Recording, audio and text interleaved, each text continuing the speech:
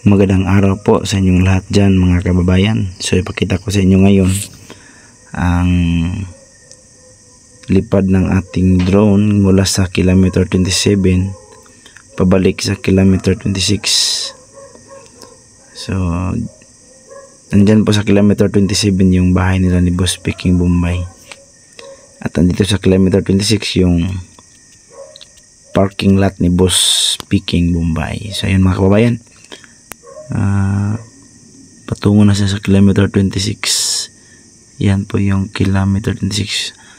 So kitang kita talaga yung lugar dito sa amin mga kababayan, no? Sa lipad ng drone.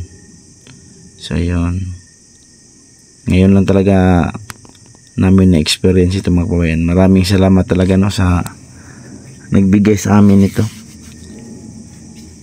Gamit ito, hindi talaga namin ito inakal na bigyan kami ni ate. Maraming salamat talaga. So tingnan niyo mga kababayan, kitang kita pati yung kilometer 25. Yan, paikutin natin ha. Yan, kitang kita niya yung kapaligiran.